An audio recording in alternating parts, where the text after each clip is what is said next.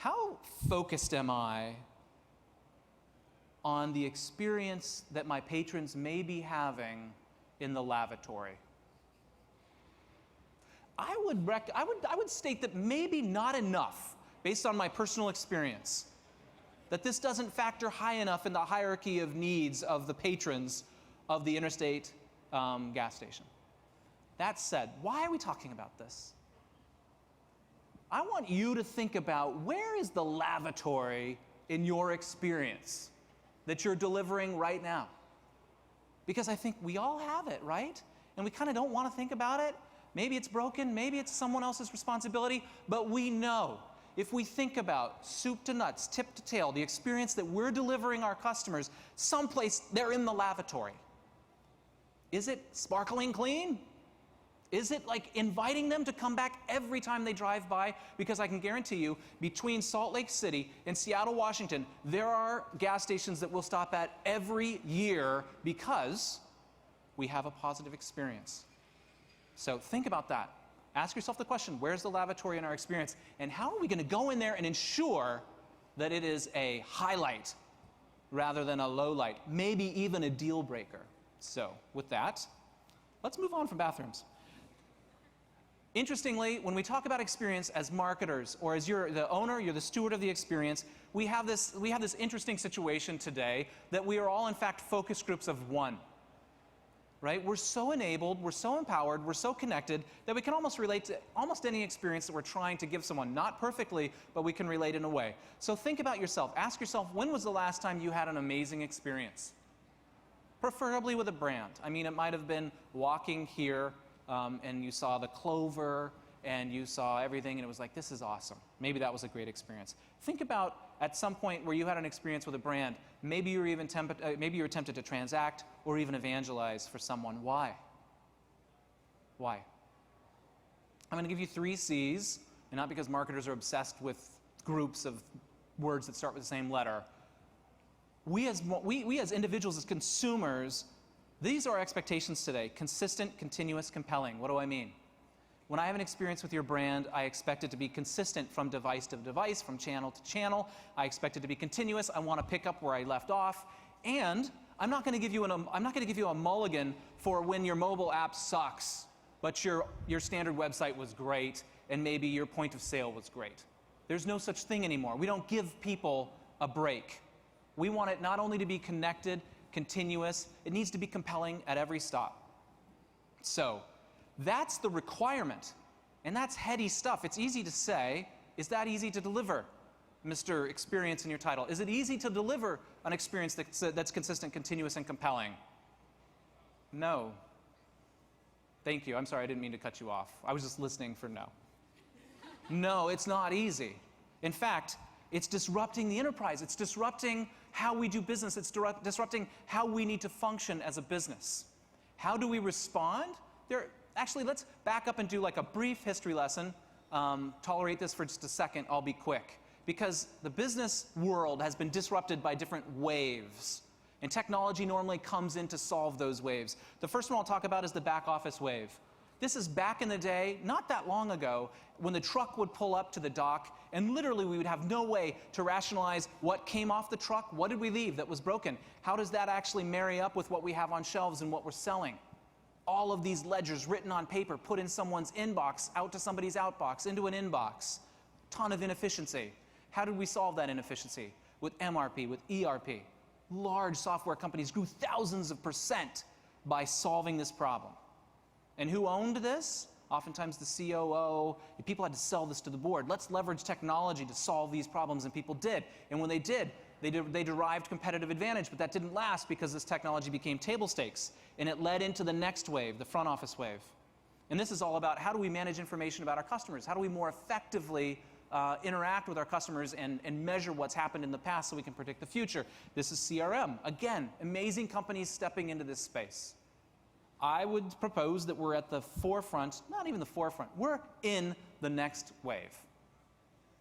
That doesn't mean that these waves are antiquated. They're certainly still at play and important to effective businesses. But today, we're in the experience business wave. What's different?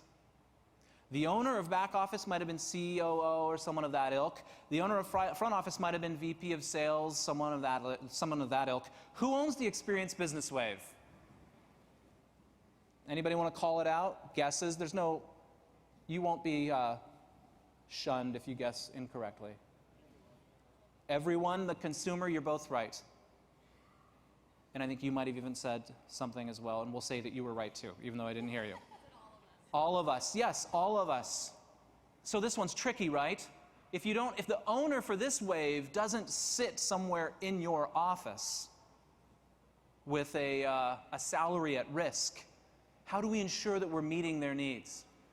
How do we ensure that we're meeting this personification, this young woman's needs, who is hyper-connected, multi-channel, any time of day, any place, ready to have an experience with your brand, not willing to give you a break when part of it is a lavatory? How do we satisfy this person's needs? Well, first of all, we need to know them. We said already the expectation is consistent, continuous, compelling. How do we start to how do we build metrics around that? How do we know whether or not this person, the owner of the experience business wave, feels like we are in fact an experience business? Because if she doesn't, she will move on. We know that. We do it all the time. Boy, this coffee experience was crap. I'm going to go to one of the 15 other options that I have, like at 3 p.m. today. How do we know if we're meeting her needs? Let's just kind of, together, let's maybe talk through what some of the points of judgment that she may issue to our business to determine whether or not we're an effective experience business. And I have 4, but I would welcome any of you to find me afterwards and say, hey, you forgot about this or that or the other. Because this is, I feel, we're all defining this. We're in the experience business wave. How do we make sense of it? How do we productize to solve it? So, how will we be judged? The first item that I would put up here is know me and respect me. Obviously, this has something to do with privacy. Whatever we say needs to bear in mind that we need to respect the privacy of this individual. But how annoying is it when you have shared personal information with a brand, expecting them to respect that information, but whether they're respecting it or not, they ignore it. So your next interaction, maybe your next 5, they treat you like a complete stranger. If you know me because I've introduced myself, respect me. Use that information to ensure that I'm having an additive experience, that I'm not hitting reset every time I interact with you, because that's annoying. Next, speak in one voice. You can see this sort of interesting array of lit up boxes here implies that we should not expect our customers to become expert in our org chart in order to get anything done with our business.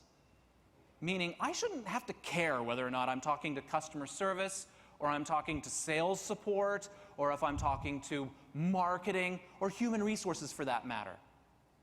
I expect you, the organization, to rally around the fact that I'm paying you, or I might pay you, to deliver me a consistent, continuous, and compelling experience. So speak in one voice. Let's pause here and poll. How many of you, as marketers, have had a conversation with customer support in your company in the last 2 months? That's awesome. And for those of you that didn't, you can look around and realize you're in good company. We all have work to do here. I might even ask that question a year ago when we were talking about this. And I might even shared this factoid. And if I did, apologies, but I think it's impactful. Research has shown that when you ask a consumer to sort of classify what in your broad experience, all of your interactions with a brand, most affect your perception of the value of that brand, 80% of what the consumer will reference happens post-sale. If you ask a marketer the same question, roughly 80% of the things that they're going to say they think affects a consumer's perception of their brand happens pre-sale. You can see that there's a need to come together, people. So if we haven't spoken to customer support, if we haven't talked to frontline sales, if we haven't talked to loyalty, let's get together.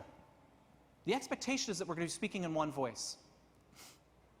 All right, I need to accelerate a bit here. The third is make technology transparent. We live in a day of marvels. The things that we can do as marketers today is amazing compared to what we could even do in like 1995. I think I just saw the other day, it was probably Google that told me. The anniversary of the birth of the internet was just the other day, right? Yesterday? 25, was it 20 or 25 years? 25 years. So it wasn't that long ago that most of what we all make a living doing did not even exist. So, and a lot of us are still going to be working 20 years from now. Some of you might be thinking, hopefully not, but some of us will. And imagine what we'll be able to do then. Anyways, we live in a day of marvels right now. Sadly, sometimes we think that the marvel of what we can do outweighs the benefit of the experience that we're actually delivering someone. We forget to put ourselves in the shoes of the customer before we ask them, download our app. You want to have this great experience? Download our app first. Why? Or, really? We've all been there, right? Great case in point, and I know you may have spoken to him, MGM, you go to Las Vegas, you're there for how long? If you're conscious, you're there maybe for a weekend, right? How many of you want to download an app that you know that you're going to be taking off your phone within a couple of days? Not often. MGM saw this and said, hey, let's build a killer mobile website. Not that many people are thinking, let's build a killer mobile website. They're thinking, let's build a killer app. Oh my gosh, we got to do it because our competitor over here has this killer app. And did you see what you can do with mobile apps these days? You know what? Let's actually build a game. Let's gamify our app. And then you've left your consumer thinking, why am I playing a game? Right? I just want some information. I want to move on. I just want to know my M-Life points, whatever. I want to move on. So let's think about that. Let's be MGM for a minute and think, should we really be asking them to take this lift? Or is there a more efficient way that we can maybe accomplish the same thing and still stay within the stream of what the consumer thinks is palatable? Okay, moving on. And then this is a tricky one, especially married with the last one. I want you to delight me at every turn. It doesn't necessarily mean astound me with your amazing technology. It means delight me at every turn. And why is this tricky? Because we all know that today's wow experience is probably tomorrow's meh experience. And that doesn't just mean bells and whistles. Sometimes that means how well you do the first thing.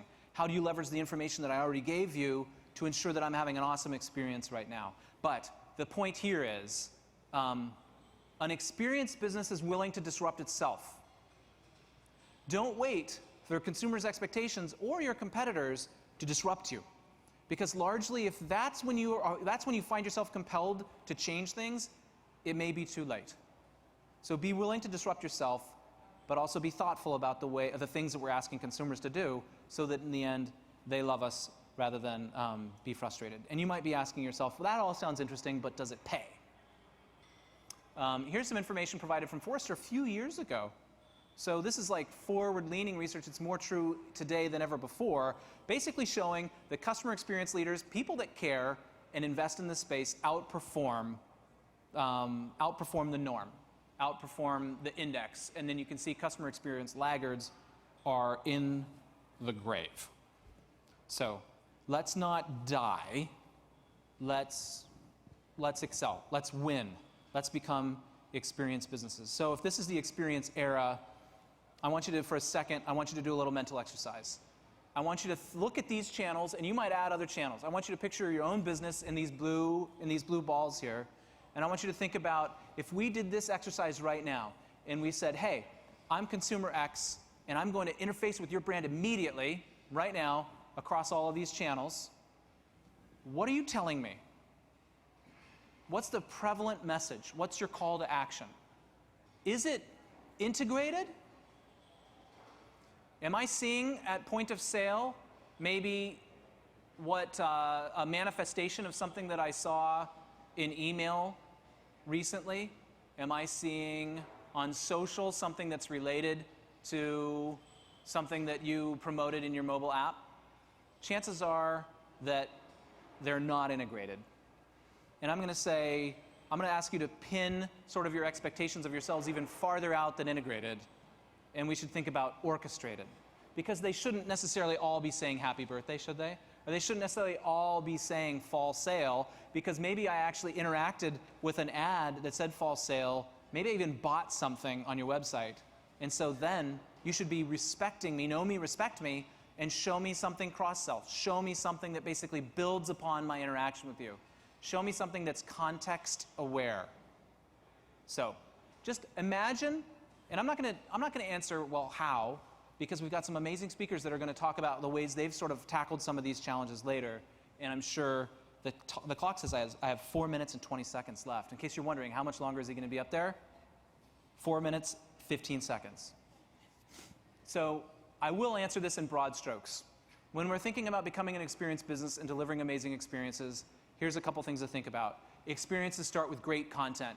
And I would guess that you all have some of this, right? You have marketing budgets, you run campaigns, you run ads, you think about ways to be clever, you think about ways to meet the needs and surprise and delight your customers. Chances are you have great content, but are you leveraging data to ensure that the right content is being presented to the right person at the right time? Is there anything more cliche in marketing than that? Right content, right person, right time? Maybe not. How many of you are feeling really good about your ability to deliver on that right now? I hope a lot of you. And even if you're not right now, I love that you raised your hand, by the way. That's awesome. Okay. Even if you don't, you should feel comfortable that there are people that are in a position to enable you to do this. And so, how do we do it? I'm going to present quickly to you at Adobe what I consider the flux capacitor of an experience business. It's a little bit of let's throw back. We'll be going back to the future, if you will. But here, if you're thinking, what do I absolutely need? What are sort of the undeniable things that I need to effectively be an experience business? You need these things. You need these legs on your stool. You need data. And when I say data, I'm primarily thinking about profile-oriented data. Do you have a unified profile? Do you have the ability to understand your consumer as one consumer across channels? Can you augment and enrich that profile with third-party, second-party data? That's what we're talking about. If you want to deliver the right experience in context, your context is hidden there. All right. And if you identify your individual and the context, you need to show them something. And this is, like I said, a lot of you have magical content just sitting around. Let's make sure that you're showing that magical content to the person that's really going to appreciate it. And by content, we're done talking about content as assets. We're talking now about content velocity. How do you ensure that those assets are being combined and assembled in a way that can be delivered in real time? Because that's what our expectations are, that it's going to happen now or really close to now. So when I say experience delivery, you need the mechanism that allows responsive design, right? You don't want to have to design for all the different channels that people are expecting to have an experience with your brand now. Design once, deliver 100, 1,000 times. And then the gearbox in the middle there, the decisioning and the algorithms, let's face it, these requirements have outpaced our ability as humans to manage this. So the algorithms that are fueling the data science that are basically making sense are at the heart of this flux capacitor to ensure that our profiles, that we're recognizing individuals, we're predicting and identifying the experience that they need, and we're delivering it to them in near real time. That is at the heart of an experience business. And experience business isn't just in marketing. These things also serve sales, support, product, etc. Because the experience is going to go where it wants to go. It doesn't stay confined in marketing. We know that. All right, I have 1 minute left. And oftentimes I'm asked, hey, before you sit down, can you just for a second help ground us? When people say Adobe Marketing Cloud, what do they mean? And I will gladly do that for roughly a minute. So this is the Adobe Marketing Cloud. It is a baseball diamond. I know that we have some fans here, Giants, the A's. That's not why we constructed it like this, but it looks interesting. So if this is the Adobe Marketing Cloud, what are the different components? You see there at home plate, we have data and content. That's the platform. In fact, the full infield is the platform. It's where the data and content reside, and data science can basically ingest it and contemplate it and output insight. And out here in the warning track, out there in the outfield, you'll see the 8 solutions. And chances are you can identify with something you see there. Maybe you're an analyst and use Adobe Analytics quite a bit.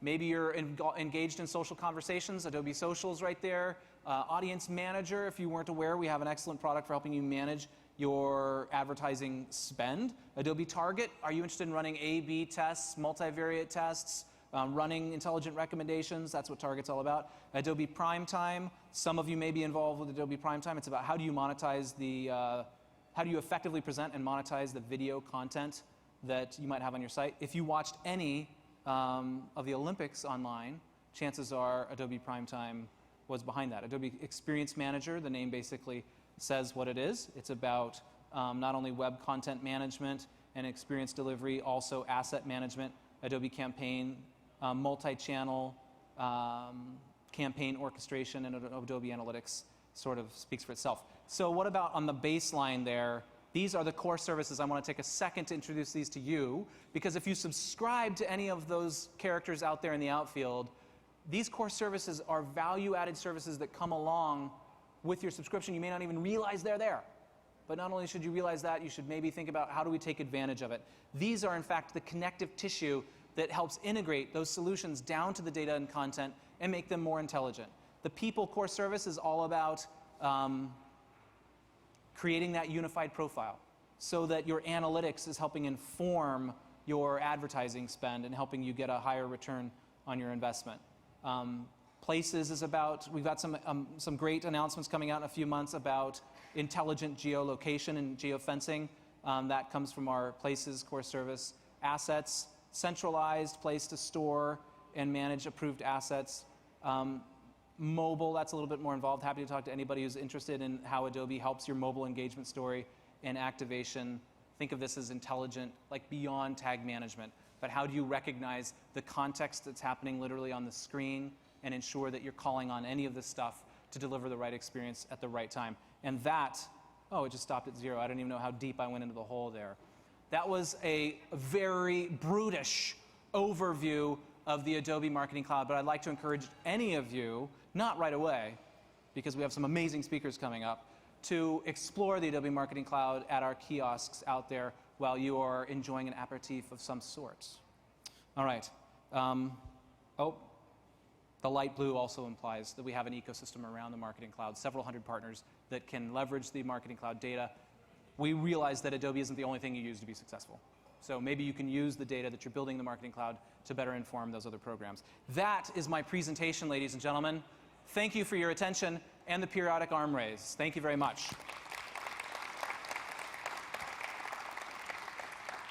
And normally I would just bow, but I have the pleasure of introducing our next speaker, who is truly a Renaissance woman.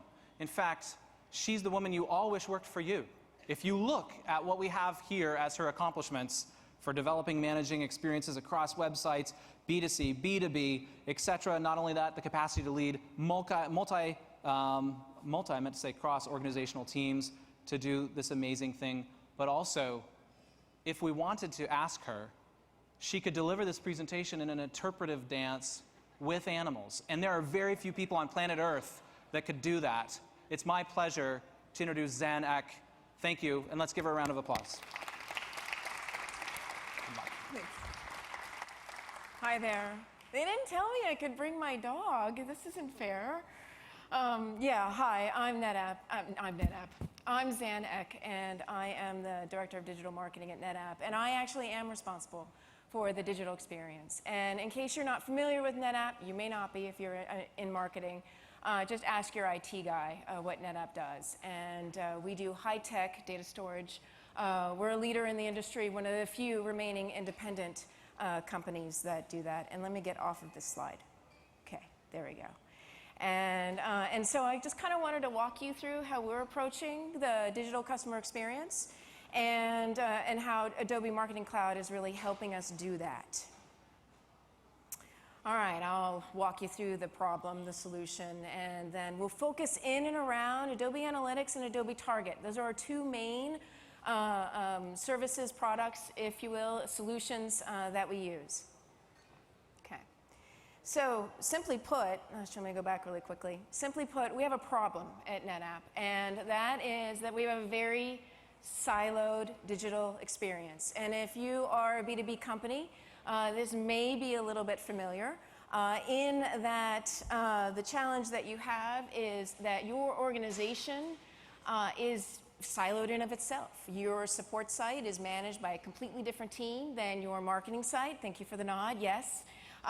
Same thing with your community or knowledge base. I've got 4 customer-facing websites, major customer-facing websites, that all have completely different look and feel. You can't navigate across them, and we know, as Adam pointed out, remarkable speech by the way, that our customers don't really care. They don't want to understand our own internal organization and the way that we've set up our portals for them to be able to find what it is that they're looking for. They want to go to one place, and they want to get the answer, and they want to move on. I mean, it's storage.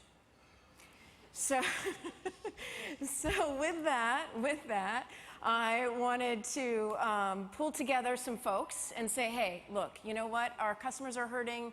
Our prospects we're doing a disservice to our prospects who are researching our products, and we need to start pulling this together. We need to create a connected and meaningful experience for our visitors. And ideally, it would be great if we could actually start anticipating their needs, which falls right in line with know me and respect me.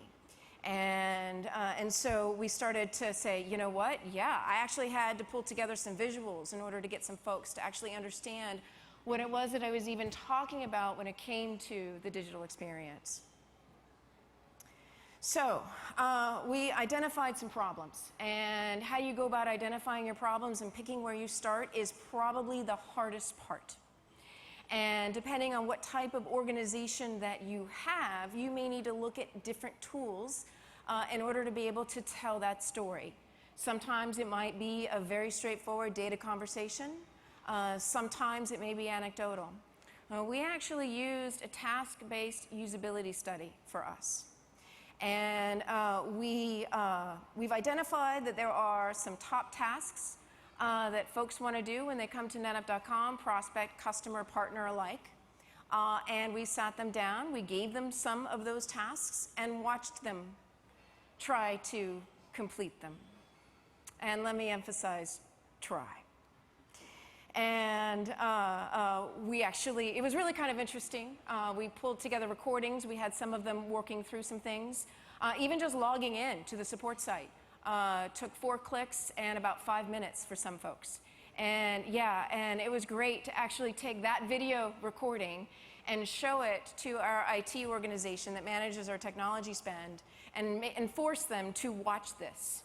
And in a way, that actually worked really well to our advantage to set the standard that said, look, digital experience matters. You can sit in your cubicle, within the confines of the organization and the company that you work with and think that you're doing a good job. But my job in managing the digital experience is advocating on behalf of our customers and our prospects. And so showing this information was actually really helpful. We broke that down. We asked those folks who completed that task usability test, we kind of asked them, what is it that you want from NetApp? How do you want to go about finding information, that sort of thing? What is it that you're looking for? What do you expect in an experience? And they told us. And it's very much to what Adam just said. We want it connected. We want it consistent. We don't care where the information is. We want to make sure that we can go in and find it easily without having to think about what your own internal organization structure is like. Not only that, but it would be great. It would be great if we could see support and marketing information together in one place, which was actually an eye-opener for myself, actually, in managing that digital experience. And I said, okay, all right, that makes a lot of sense. So I pulled together the website owners across the community, the knowledge base, and our support site, and we kind of sat down and I walked them through, forced them to watch a lot of those recordings, and said, hey, we've got a problem here. What can we do to come together to fix it? I said, I'm not going to be able to get executive sponsorship. I'm not going to be able to get millions of dollars into a technology platform spend. We don't have the budget for that. Who does these days?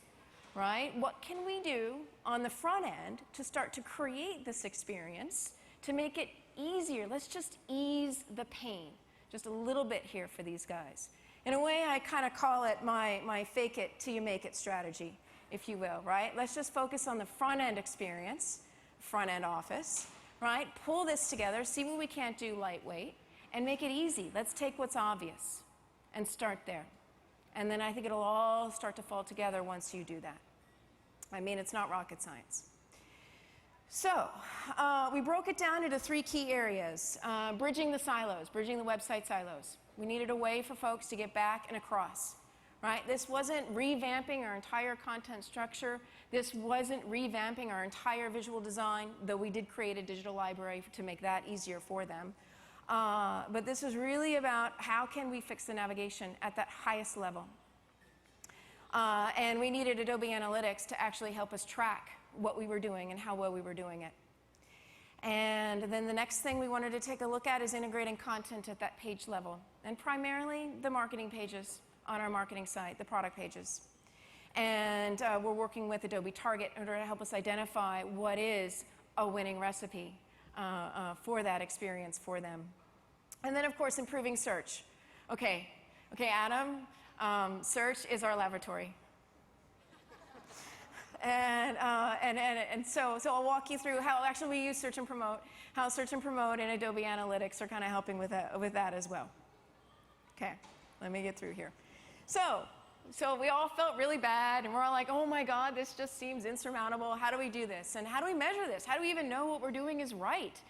So we did some work around some success metrics and thinking about working through and across those silos to come up with some common KPIs. And really, we broke it down. Let's take a look at usability, right? Let's focus and make usability studies a priority so that we can actually see what's happening, because we don't have the engagement data, the analytics data, in order to show quantitatively what's going on just yet. Let's also focus on customer satisfaction. Very critical. They are very vocal. They'll tell you exactly where your problems are, and then some. So the challenge that we had, and I'll go back to our engagement metrics here, is that we have separate analytics instances across our marketing and our support site. So we don't, and our EVARs and our SPROPs, they don't map. We don't have a way in order to easily do a global roll-up suite. I mean, we weren't even on the same versions when we started this venture. But we knew fundamentally where we needed to go. All right, so let me move into this really quickly. So we started with a header and a footer, a universal header and footer, not global, universal. And from that perspective, we started designing something that would help our users fundamentally get across. We lovingly refer to that top gray section as the top hat. And that actually helps folks jump from site to site so that they can get back and forth without having to rely on their bookmarks, which they still do. We actually made our header a bit more consistent, our property navigation, if you will, across all of the different customer-facing sites, as you can kind of see below. And making sure that you could sign in the same place. Making sure that that was consistent. Basic utilities, right? Again, not rocket science. But it was a good place for us to start. It was obvious, it made sense, everyone got it. We also implemented a universal footer as well. I don't need to say any more about that. All right, so how do we know that this header and footer is working, right? We have a challenge with our analytics. They don't exactly line up. I have a lot of gaps. As you can see, there's little pound signs, right? Little number signs underneath each of our different sites. The only ones that I could actually see where traffic was moving in and across was our marketing site and our community site. Why is that? Well, because I owned the community site for a while, and I was able to make sure that that happened, right? Yeah, I know. Sometimes it's that obvious. What we did is we actually needed a unifying factor in order to take a look at how we establish cross-traffic. Now we see the beauty of that header and footer, that universal header and footer. If we can just track that header that's going on all of our customer-facing sites with one code, we can get that into a report suite so that we can see what type of movement is happening, what type of behavioral navigation, if you will, that we're seeing across the different sites. So you can see here how we've got that set up. Universal navigation, EVAR 14. Go Analytics team.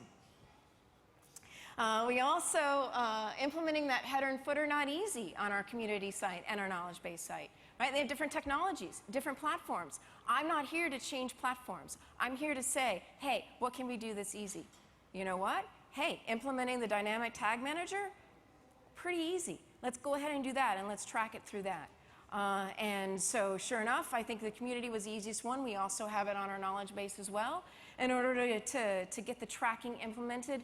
And guess what? We've got some numbers. We are able to see now how folks are moving from our marketing site to our support site. We're able to see how many people are coming into our marketing site from our community site. We also saw a 10% increase in traffic from our community and our marketing sites. Pretty exciting. Okay, I'll move into the next section, integrating content across silos. This is really what we're working on right now, so I'm just in the beginning stages of this, but we're using Adobe Target in order to help us identify how we actually do that on the surface. It all starts with that top task usability study that we did, some persona work that we understand about our customers, and what's going on within the industry today, particularly within marketing when it comes to experience. And fundamentally, it's that support is probably some of our best marketing content. What Adam talked about, where you guys have great content, for us, not really marketing, support. I was flabbergasted. Really? Okay, right, let's expose support content. Let's get it out there. Let's figure out how we can do that. What are they looking for? Well, here's the thing. They are looking for installation and configuration information. They are looking for how to operate the product. They are looking for what support is going to be like once they do become a customer. Why is that? Well, because in this day and age, if you're looking to purchase data storage from an enterprise vendor, product speeds and feeds, features, functionalities, table stakes. They know we have that information. They know we can meet their needs. What they don't know is what it's like to be a customer. And that is what they're looking for. If we can create an indelible experience about what it's like to be a customer of NetApp, if we can expose to them how the product works, how you install it, what's it like to configure, how does support work for it, how easy is it to open a case, that's when the visualization starts to happen and the prospect starts taking a look at this and going, okay, I get it. Yeah, I can do this. And then they start to remember. That is what I firmly believe will influence buying decisions for our prospects. Not to mention the fact that it also helps our customers out, because when they go to software downloads, where are they going? They're going to download software from a product marketing page on the site. I have a software tab that talks about all of our great software, but nowhere on there do I have a place to upgrade your software. Oh, I should be shot. Okay. All right, so we started with a concept about integrating that support information, and really what I'm talking about is not anything overly complicated. I'm actually thinking about doorways. Let's just establish some doorways within our product marketing pages to the actual support content, deep linking into the site where it's easy to manage, easy to understand in the beginning. As we start tracking the changes, as we start setting the precedents for this experience, the information about what we need to do next, how we need to get more specific will come. Let's just start there. So I've got a new product design for our pages, and we are running that through Target right now at this very minute. So if you want to go to netapp.com and if you want to look for the FAS 2500, you may be part of an A/B test. And okay. Anyway, so right now our results extremely positive. We're seeing like a 400 increase in demo views. All of the engagement metrics for the page are up. So we're headed in the right direction, which is great. Anytime you guys do a new design, launch a new design, I absolutely recommend, strongly encourage you to run it through your targeting platform. It removes the opinion out of the equation, particularly when it comes to design, which is very emotionally driven. And it actually forces your design to become based on performance, which at the end of the day, even though we may be experience managers, it is what we are all about. We're going to get that in A for T very soon. You can kind of see the setup here that we've got. All right, my laboratory. We need to improve search. Google has set a very high bar for what our prospects and customers expect, and we want to make sure that we are meeting their needs. It's not that easy. We have, again, remember our 4 major sites. Each has their own search engine. Ours is Search and Promote. And I, once again, had to pull everyone together, our search folks that are managing the search engines. And we kind of had to sit down and like, okay, what do we do? And through a search committee, we kind of worked through our common challenges and our unique challenges. Good news is, most of them were common. How do we start to take a look at this? How do we measure? How do we know what data we're looking for in order to be able to improve search? So we settled on a few things. We settled on desired searches. It's within the top 4. Successful searches, top 10, first page, and failed searches, right? Anything after that. But how do we measure that? How do we get that set up in Adobe Analytics so that we can take a look at a search term and understand whether or not the results for that search term are resulting in desired searches? Not really all that easy. But with the help of the Adobe Analytics team, we worked through it and we were able to set that up. There was quite a bit of back and forth, click positioning, things like that. Some things not quite as easy to do. No, this didn't quite work out very well. Let's tweak it so it does this.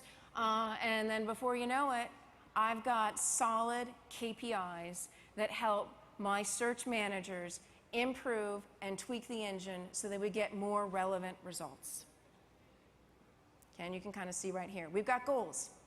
We've got objectives, and these are across all of our search platforms. And this, as well as the help of a consistent design for your search results pages, we're seeing about a 60% increase in search relevancy across our search experience, which is really a little bit astronomical, I think, for us. All right. So I want to thank you all very much. And I think Brandon's going to come up here to introduce the next guest. And I appreciate you listening to me. Thank you, Zan. Thank you. Zan, that was great, right? Thank you to Adam as well as Zan. I think Adam touched on a couple of really critical kind of higher level concepts to kind of set the framework. And I think, Zan, unfortunately, I've experienced a lot of what you were referring to with the, the universal header. I've been at various corporations and trying to work that into it. In some cases, it's the same site, and it's actually multiple media types. So, like, I can't figure out how to get video into my search or anything along those lines. So I think it really resonated with me. And I think the work that is going to be coming up next when Chris speaks is really actually going to be important for us to kind of understand exactly how he's done it. He's going to kind of carry on some of these concepts through a little bit. Please come up. Yep. So we have our next speaker, Chris Hamilton. He's from the Intercontinental Hotels. He's going to be talking about the family of brands. And I had a quick preview of his presentation a little earlier, and I think, it really reinforces a lot of these kind of common challenges. And so without further ado, I'll hand it over. Thank you so much. Thanks. Cheers. All right, good afternoon, everyone. Thank you for taking the time to come out this afternoon to attend this event. And yes, I do like to wear hoodies. I do have a question for the audience. So how many of you are within IT? Anyone? All right, so I'm the IT guy. I am not a digital marketer. I don't pretend to be. But a lot of my very close friends and partners are the digital marketers that drive our strategy at IHG. Go ahead and skip through that. So IHG is really a family of brands. We're made up of 12 brands. We've got, at this point, roughly 5,300 properties in the estate and over 750,000 rooms. A lot of us, going back to Adam's presentation, talking about the Phillips 66, IHG grew out of that having a consistent experience between point A and point B. When Holiday Inn was founded, it was because our founder did the American pastime of taking his family out to road trips, and there wasn't a consistent brand experience that they could stop at along the way. So Holiday Inn was born, and we started to develop that that consistent experience so that every time you went to that property, you knew what to expect. And this was long time ago. We were the world's first, and we're still the largest, I think, hotel-based loyalty program. We have over 92 million members. And we were actually the first hotel company that offered online bookings. And we still are integrated with our mainframe that was built in 1965. We're working on that. It's a little bit longer.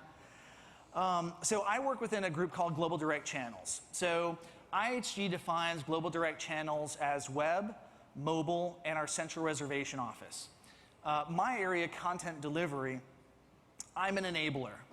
I enable compelling digital content that can be shared and distributed among the other direct channels. And as you look at IHG by the numbers, I do want to point out a couple of things. Looking at last year, IHG app downloads are up 27% from the previous year. And over 40% of our digital visits are made through the IHG app. So what this growth has shown us, and this is year-over-year growth, what it shows us is our guests are evolving the way they choose to engage with IHG's digital marketing presence. And it gives us insight on how we invest our marketing dollars to provide a meaningful digital guest experience. So I'm supposed to tell you a story now. Let's go back to April 2011. You had a doe-eyed technology manager starting his new career at IHG. And I had my onboarding buddy, we'll call him Ryan Edwards. And he was going through the architecture, this giant ecosystem that has been evolving since 1965. And he said to me that, what we do here is not rocket science. We put heads in beds. So, well, that makes sense. But now, a few years later, I look back to that statement, we don't own any properties. If you put your head down on a Holiday Inn pillow, that's because someone else franchised the name Holiday Inn and they bought that pillow. What we do is we sell experiences. Our product is the experience. And our goal to achieve this experience is really kind of broken up into three categories. The first is to excite the guest. We want to inspire them to come visit. We want to give them new ideas to go out and experience new adventures, and we use destination-based content to try and get that excitement. And then we supply them with the tools that they need to be good, informed guests, and we use brand and hotel content to help kind of funnel in that digital guest journey to get them to the booking. And then finally, we engage with our guests after checkout and continue that conversation. And as of right now, we do that with roughly 500,000 pages of compelling and relevant digital content for each of our properties. And we do that for 18 languages.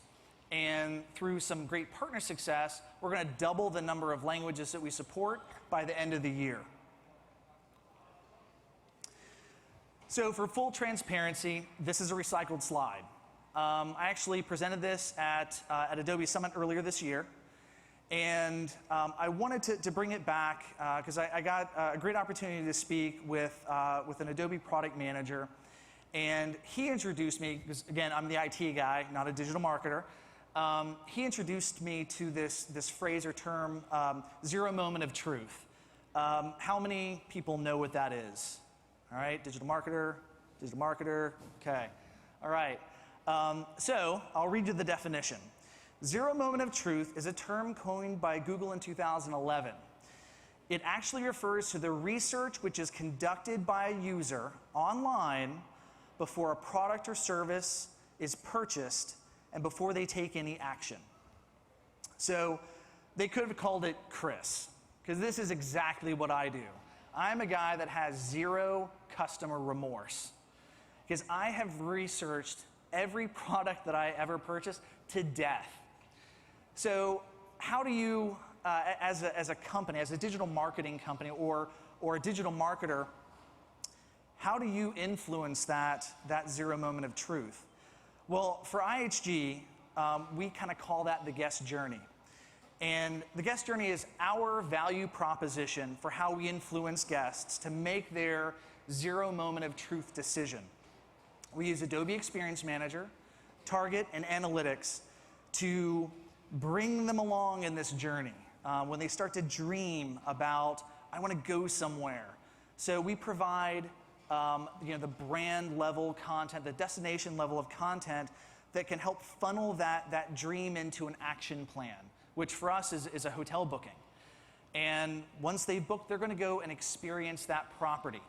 And hopefully, if we did our job the right way and our franchisors did everything the right way, then they'll be willing to share that great experience, and it becomes a cyclical community loop when the next guest who's starting their dream of their next destination, the next vacation destination, they can zero moment of truth, be able to research, and the cycle continues. And of course, this content has to be available on every platform, 24 hours a day, big and small. So as our guests evolve in how they're engaging with IHG, so too shall our guest journey evolve, or we have to evolve with it. So our testing and optimization and analytics teams are really at the heart of that evolution. They help map out the changes that we make to be able to respond to the way that our guests are choosing to interact with us. We use customer feedback and behavior capture tools along with analytics to gain improved insights. We then use Adobe Target, using both A/B and multivariate tests with the goal of at least one of those tests providing a better guest experience than the control, which then leads to, ultimately, a better guest experience, which has a direct correlation to a desired business outcome of increased direct channel and brand loyalty. So from an Adobe Target standpoint, we're in our second full year of testing and optimization. In 2015, we grew, we tested 89 unique experiences, and that was about double from the previous year. And we're on track to increase the test volume by roughly, I think we're actually closer to about 50% this year, and I intend to grow that year over year. Why? Well, in the first 2 years, we've experienced double-digit growth in some of our critical commercial metrics. Growth that has been directly correlated back to successful tests that we then turn into permanent features.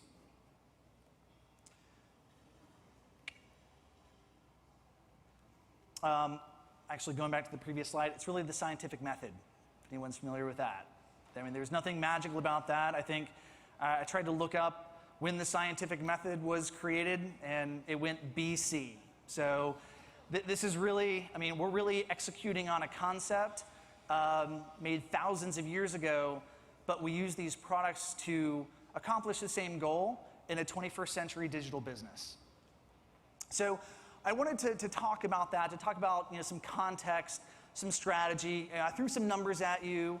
IHG is a company in the billions. It doesn't matter if you're in the billions or the millions or the 100,000s. The point is the challenge that we have is really the same, just maybe on a different scale. And that's okay. And that's why we have various tools and products and partners that can help us execute on our strategies to affect your scale, your business. Talking about UHF, Universal Header Fruit, we call it UHF. I have now done it twice. Being the IT guy, my first job coming into IHG was to transform what we had until kind of what we just now had, and then on to what we now have, which has been an interesting journey in and of itself. So I wanted to take a step back and talk about what I like to call a success story. We call it UBE, or Unique Brand Experience. So roughly 2 years ago, we set out on a program to refresh our brand sites. Going back to Zan's comments around siloed sites, how do we provide, and in the NetApp world, customers are okay with, I just want a forum site, or I just want a brand site. IHG is kind of an interesting situation because we have 12 brands that have their own unique tone of voice. But we are an IHG family of brands. We have cross-sell initiatives that we have to make good on. So how do we do that? And so we we got in a room with Adobe. We said we want to, this is our goal. Quick little history. Before AEM, it was Adobe CQ. Before that, it was Adobe Communicate. Before that, it was Day Software. IHG was Day's first North American customer. So we've been using this product for a long time. But I would suggest that in the last 2 years is the first time we've actually used the product. And so when we set out with Unique Brand Experience, we changed how we wanted to leverage this platform to achieve some really critical business and technology goals. We needed to create a unique value proposition for each of our brands, deliver a responsive experience, kind of at least jump up to the 20th century, have a streamlined translation workflow. Again, we're 18 languages today, going to double that by the year's end, with the goal of improving the first impression of our brand. From a technology standpoint, we had this monolithic e-commerce platform that was very tightly coupled to our content platform. We wanted to break that apart so we could scale them in different ways. There's a techie negative cash strategy. If you're interested in what that is, come talk to me. Using Scene 7 to be able to dynamically render digital assets and ultimately empower greater autonomy to the business. We are an expensive organization, technology. We spend money like water through a sieve. And so we wanted to provide these tools so that the business could be more efficient and get better value out of this product. And then ultimately sunset our legacy content management platform, which is still an older version of Adobe CQ, which if I come talk to you by the end of next year, that'll be good. So change is a good thing. When I started at IHG, I implemented this.